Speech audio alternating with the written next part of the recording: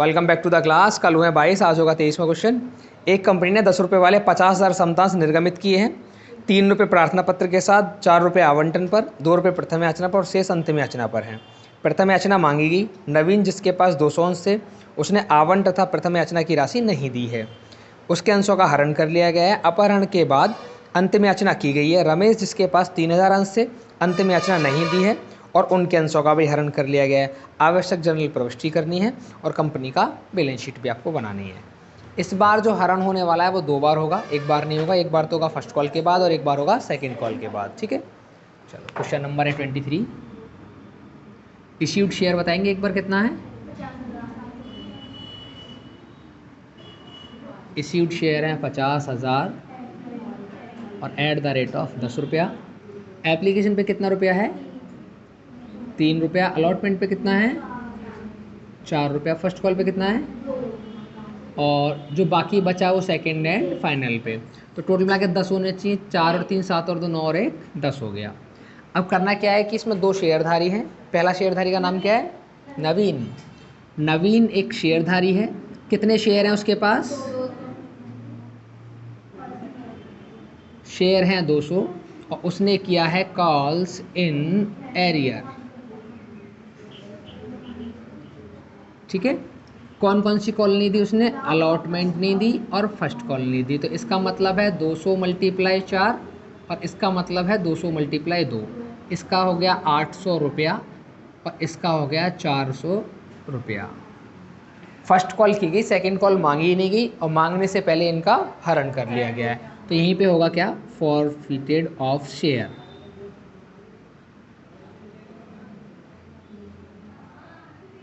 कितने शेयर? 200। इसके बाद सेकंड कॉल की गई और कौन है अगला शेयर होल्डर? क्या नाम है उसका? रमेश। अब एक शेयर होल्डर है रमेश, जिसके पास कितने शेयर हैं? 100 शेयर। 3000 शेयर है। 3000 शेयर। इसने भी कॉल्स इन एरियर किया है और इसने नहीं दिया है सेकंड एंड फाइनल कॉल। तो इसका मतलब क्या है? 3000 × 1 बराबर 3000 रुपये। फिर इनके अंशों का हरण किया गया है।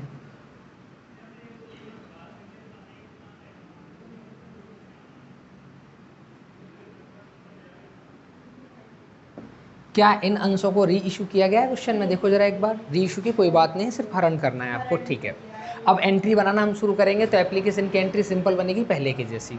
कितने से बनाएंगे? मैं इधर लिख देता हूँ। एप्लीकेशन की फर्स्ट एंट्री और एप्लीकेशन की सेकेंड एंट्री दोनों बनेंगी बेटा कितने से? 50,000 × 3 से। अब बात करेंगे अलॉटमेंट की। अलॉटमेंट की एंट्री बनेगी पहले वाली, share allotment account debit to share capital account. ये अलॉटमेंट की मनी ड्यू हो जाएगी। कितने रुपए से ड्यू करेंगे बेटा? 50,000 × 4 से। तो कितना हो जाएगा? 2 लाख रुपए। बात आ रही हो कि समझ में? आ तक? अब ये बैंक में रिसीव्ड होगा हमको। Bank account debit. मैंने लास्ट टाइम भी बताया था, कॉल्स इन एरियर की एंट्री तुम बना भी सकते हो और नहीं भी बनाओ, कोई फ़र्क नहीं पड़ता है उसका। तो यहाँ लिखेंगे सीधा, मैंने एंट्री बनाई नहीं है, टू शेयर अलॉटमेंट अकाउंट। अब देखो हमने कितने रुपए मांगे हैं? हमने मांगे हैं बेटा 2 लाख रुपए, लेकिन एरियर कितना है अलॉटमेंट पे?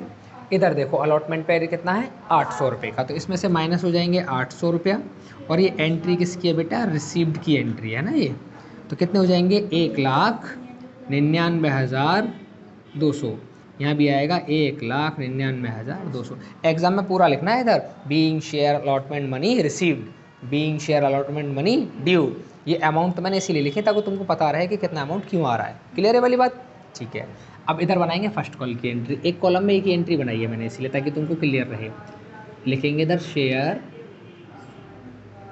First call account debit to share capital account. ये भी आप ड्यू करेंगे पैसा। Being share first call amount due कितने से बेटा? 50,000 × 2 से। तो कितना हो जाएगा ये वाला? 1,00,000 रुपया है, इधर भी कितना आएगा 1,00,000। बैंक में पैसा रिसीव्ड होगा, bank account debit to share first call account, ये मनी रिसीव्ड होगी बेटा। कितने रुपए हमने मांगे हैं 1,00,000 रुपये, लेकिन 1,00,000 में से माइनस कितना करेंगे हम फर्स्ट कॉल पे 400 रुपये, और ये बचेंगे बेटा 99,600। बताओ यहाँ तक बात समझ में आ गई। अब उसने बोला सेकंड कॉल मांगी नहीं, उससे पहले ही हरण करना है शेयरों का, जिन्होंने अलॉटमेंट नहीं दिया और फर्स्ट कॉल नहीं दी। तो अब एंट्री किसकी बनेगी, इस वाले की, फॉरफिटेड की एंट्री इधर बनाएंगे हम। कैसे बनाते हैं इसको, share capital account debit to share forfeited account और टू अनपेड कॉल। कौन कौन अनपेड है बेटा, एक तो शेयर अलॉटमेंट अनपेड है इसमें, और एक इसमें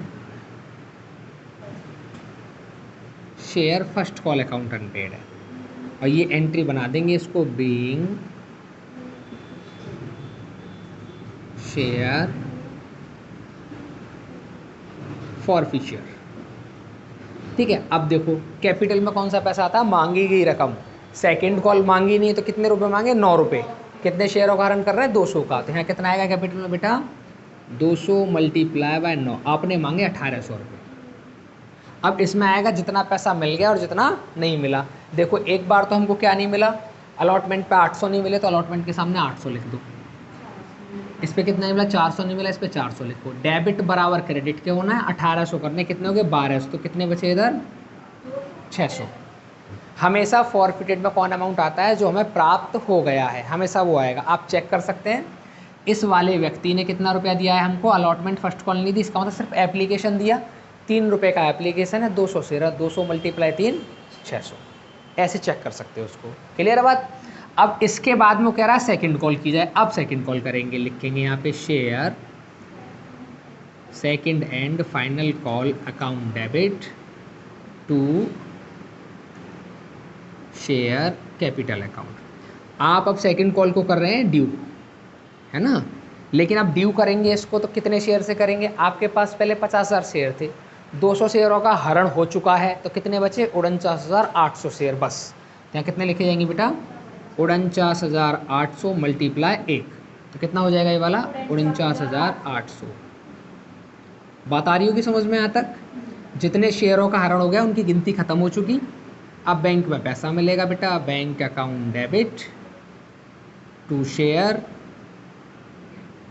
second and final call account. ये मनी हो जाएगी बेटा रिसीव्ड।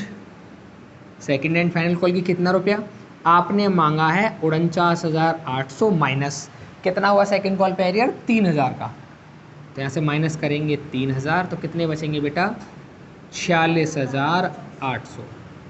46,800। बताओ यहाँ तक बात क्लियर है, कोई डाउट तो नहीं है। अब इसके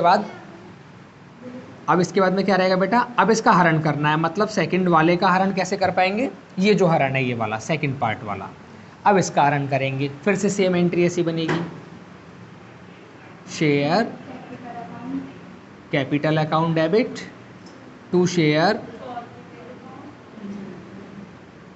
फॉरफिटेड अकाउंट, और टू अनपेड कॉल कौन है इसमें बेटा, to share second and final call account. बात समझ में आ रही बेटा यहाँ तक। ये हमने शेयर का किया है क्या, फॉरफिचर। अब कैसे फॉरफिचर करेंगे बेटा इसका, देखो कितने रुपए मांगे हमने, पूरे 10 रुपए थे। यहाँ कितना आएगा बेटा 3,000 शेयर मल्टीप्लाई बाय 10, तो कितना हो जाएगा 30,000। अनपेड कितना का किया उसने 3,000 का, डेबिट बराबर क्रेडिट कितना आ जाएगा फिर यहाँ पे 27,000। इसका मतलब ये है कि फॉरफिटेड में अमाउंट कितना 27, उसने 27,000 रुपये हमको दिए होंगे। चेक हम कर सकते हैं, ये वाला अमाउंट दिया नहीं, 2 4 6 और 3 9 रुपये के हिसाब से 3,000 वाले ने कितना दिया होगा, 9 दिया 27,000। बात समझ गए यहाँ तक। अब बात क्या आती है कि जितना पैसा आपने जब्त किया, जब्त का पैसा कौन सा है बेटा, एक तो ये पैसा जब्त किया आपने, एक पैसा यहाँ पे जब्त किया है आपने, ये दोनों ही पैसे जब्त किए हैं आपने। इन दोनों जब्ती के पैसे को हमको ट्रांसफ़र करना पड़ेगा कहाँ पे, कैपिटल रिजर्व में।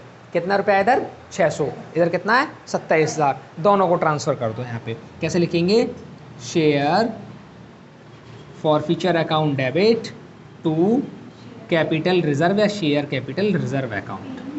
कितना बेटा 27,600। नरेशन पहले जैसी है इसकी, being forfeiture amount transfer to capital reserve. सबको समझ में आ गई बात, कोई डाउट नहीं? करो कॉपी, फिर बैलेंस शीट बनाएंगे। हाँ भाई,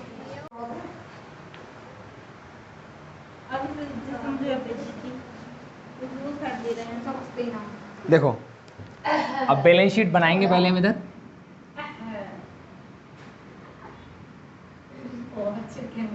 बैलेंस शीट एज ऑन, जो भी डेट दिए उस डेट लिखेंगे, नहीं तो कोई बात नहीं।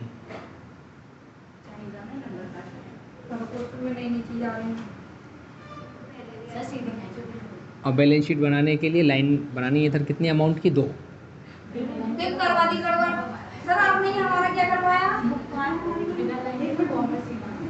ये रहेगा note number, amount of current year, amount of previous year, particular. सबसे पहला हेड आता है बेटा इधर इक्विटी एंड लायबिलिटीज। पहला हेड रहेगा शेयर होल्डर्स फंड। अब इसमें कैपिटल आएंगी सारी, है ना, उसका हेड बना लेंगे इधर शेयर कैपिटल, ऐसे फर्स्ट पॉइंट बना के शेयर कैपिटल। अब कैपिटल में आता है authorised capital, issued capital, subscribed, called up, paid up, सारी इधर ही आएंगी। कितना इश्यूड कैपिटल बताओ जरा एक बार देख के। जितनी हमने कैपिटल तो दी है वो 50,000 है। ये आ गया 5 लाख रुपए।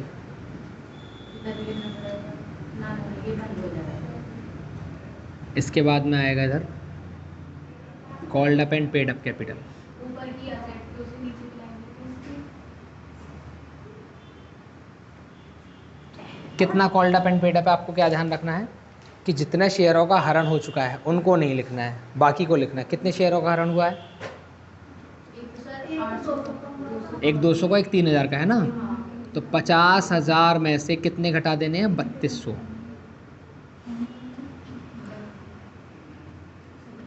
और एट द रेट ऑफ 10 रुपये। घटा के कैलकुलेशन करो इनकी जरा। सर इसे क्या करूं?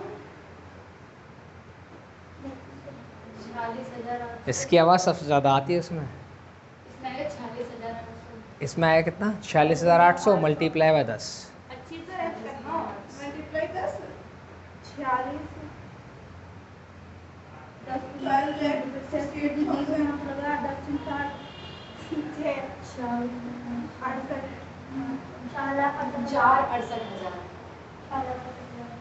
यहाँ लिख दो बेटा, बात नहीं करो। 4,68,000 इसका आंसर आ गया, ठीक है। मैंने क्या 68,000 हो गया। अब इसके बाद में यहाँ क्या आएगा, दूसरा पॉइंट आता है बेटा रिजर्व एंड सरप्लस का।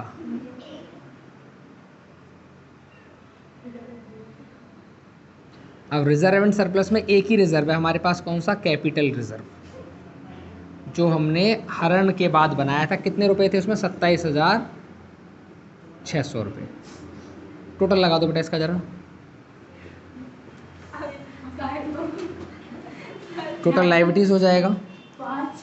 सेकंड पॉइंट में क्या आएगा, असेट्स, और असेट्स में आएगा बेटा कैश एट बैंक।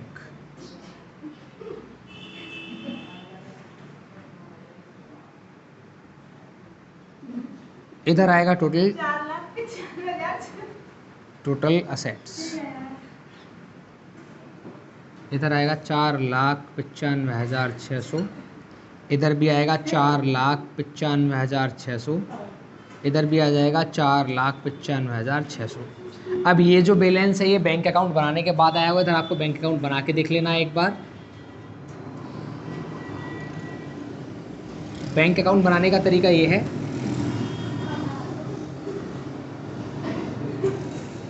इधर रहेगा पर्टिकुलर, इधर रहेगा अमाउंट डेबिट,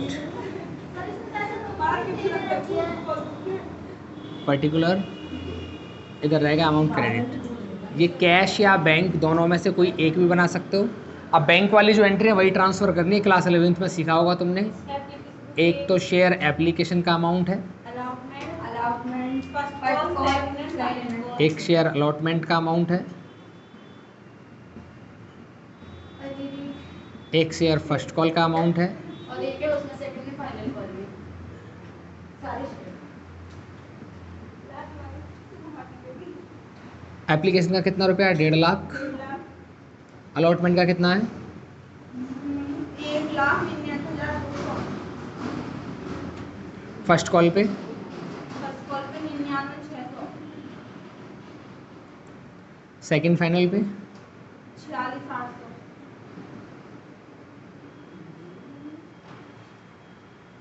सबका टोटल कर दूं, इन सब का टोटल सर मैंने यहाँ पर टोटल कर तारा हमको 4,95,600। ये बनेगा बाय बैलेंस CD, और यही बैलेंस इधर ट्रांसफ़र किया है मैंने इधर बैंक में। ठीक है, आगे बात समझ में? ठीक।